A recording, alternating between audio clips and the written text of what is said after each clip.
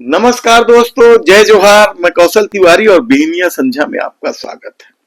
धर्मांतरण को लेकर छत्तीसगढ़ हमेशा चर्चा में रहा है और इसकी वजह है कि भारतीय जनता पार्टी की राजनीति यदि इस मुद्दे पर सधती है तो इस मुद्दे को जोर शोर से उठाने में वह कभी पीछे नहीं रहती। सरकार बनने के पहले उन्होंने वादा किया था वे इस कानून को और कड़ा बनाएंगे और उस कड़ी में कानून कड़ा बना तो दिया गया है। कैबिनेट में मंजूरी भी मिल गई है।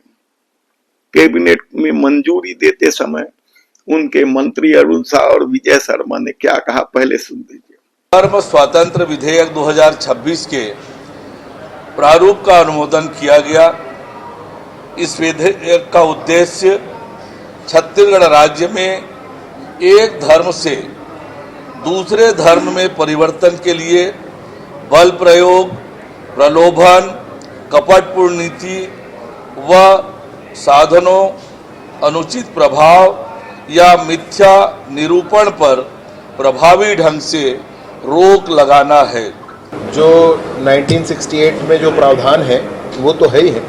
इसके अतिरिक्त एल्योरमेंट के अनेक जो नए आयाम आज के समय में हैं, उन सारे ही आयामों को लेकर के बनाया गया है। उसमें एल्योरमेंट किस तरह से हो सकता है, डिजिटली हो सकता है, इकोनॉमिकली हो सकता है, और थ्रेट भी कोई है तो फिजिकली हो सकता है थ्रेट, या और किसी तरीके से थ्रेट हो सकता है। उन सारे ही अभियान विषयों को लेकर के बनाए एक प्रक्रिया बनाई गई है ताकि लोगों के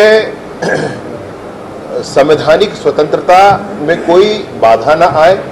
लेकिन अब सवाल ये है कि क्या ये कानून लागू हो पाएगा। विधानसभा में तो पारित हो जाएगा क्योंकि विधानसभा में बहुमत है। तब ऐसे में डॉक्टर रमन सिंह ने भी तो एक कानून पारित किया था 2006 के आसपास। वो राज्यपाल के पास पड़ा है मंजूरी के लिए। राज्यपाल ने आज तक मंजूरी नहीं दी। राज्यपाल कितने दिन तक बिल रोक सकते हैं, इसे लेकर सुप्रीम कोर्ट तक भी मामला पहुंचा था।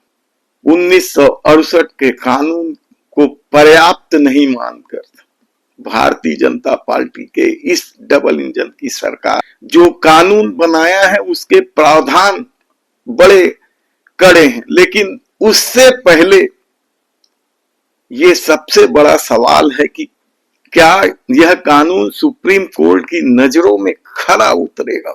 आप सोच रहे होंगे अचानक सुप्रीम कोर्ट कहां आ गया, लेकिन हम आपको बता देते हैं कि 2 फरवरी को सुप्रीम कोर्ट ने इन नए कानूनों को लेकर जिन 12 राज्यों को नोटिस जारी किया है, 4 हफ्ते में जवाब मांगा था।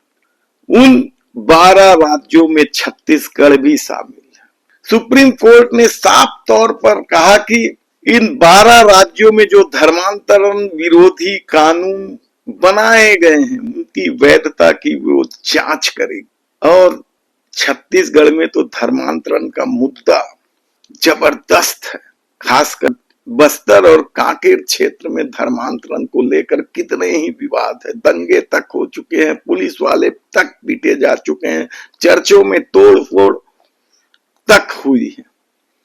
ऐसे में मुख्य न्यायाधीश सूर्यकांत की अध्यक्षता वाली पीठ ने विधि एवं न्याय मंत्रालय के माध्यम से जिन 12 राज्यों से 4 सप्ताह में जवाब मांगा है उसमें हिमाचल, ओडिशा, कर्नाटक, उत्तर प्रदेश, उत्तराखंड, हरियाणा, अरुणाचल प्रदेश, मध्य प्रदेश, गुजरात, झारखंड, राजस्थान सहित छत्तीसगढ़ का भी नाम है। दरअसल जिस तरीके से धर्मांतरण कानून डबल इंजन की सरकारों ने बनाना शुरू किया है उसके दुरुपयोग को लेकर भी कई तरह की खबरें आई।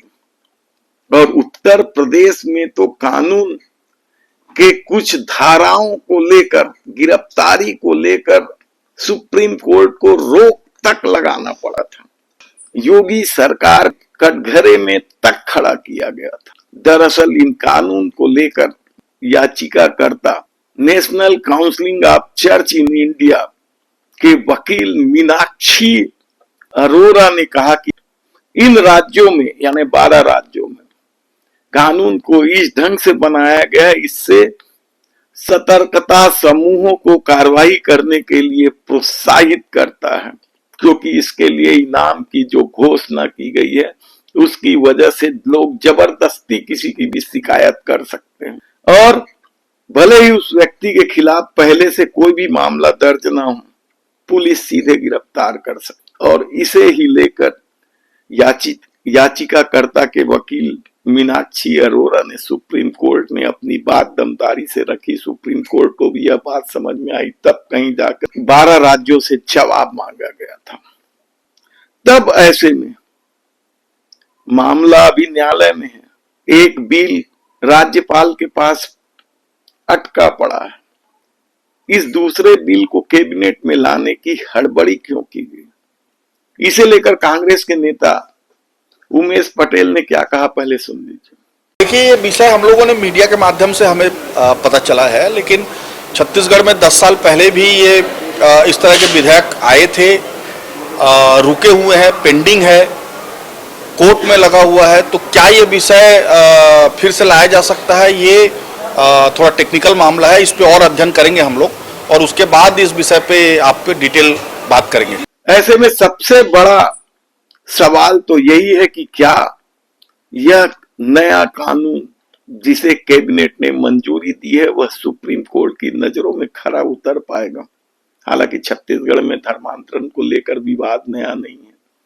बस्तर से लेकर सरगुजा, खासकर आदिवासी इलाकों में धर्मांतरण को लेकर कई तरह के सवाल उठते रहे हैं। भारतीय जनता पार्टी के या आरएसएस का एक समूह उन लोगों से आरक्षण तक छीन लेने की मांग करता रहा है जो लोग आदिवासी से दूसरे धर्म अपनाए हैं। यहां तक कि शव दफनाने को लेकर भी विवाद उठता रहा है। तो सामाजिक बहिष्कार के भी कितने ही मामले बस्तर और कांकेर जैसे क्षेत्र में दिखाई सुनाई देते हैं। तब ऐसे में छत्तीसगढ़ की सरकार ने जो नया कानून बनाया है वह कब तक लागू होगा, या फिर सिर्फ लोगों को खुश करने के लिए सुप्रीम कोर्ट में मामला रहते हुए यह मामला कैबिनेट में ला दिया गया? अड़ंगा तो है, पेंच तो फंसा हुआ है। जब तक सुप्रीम कोर्ट का कोई निर्णय नहीं आता या इन राज्य के सरकारों के जवाब से वह संतुष्ट नहीं होती है, उसके बाद जो फैसला देगा उसके बाद निर्भर होगा। तब देखना है कि यह कानून कब तक अमली जामा पहनेगा। हालांकि सुप्रीम कोर्ट ने इस पे रोक नहीं लगाई है। सभी राज्यों में, जिन जिन राज्यों में कानून बना है वहां यह लागू है, लेकिन जवाब के बाद सुप्रीम कोर्ट के फैसले महत्वपूर्ण होंगे। हम आपको पल पल की जानकारी देते रहेंगे। यदि आपने हमारे चैनल को सब्सक्राइब नहीं किया तो प्लीज सब्सक्राइब कर लीजिए, बेल आइकन का बटन दबा दीजिए।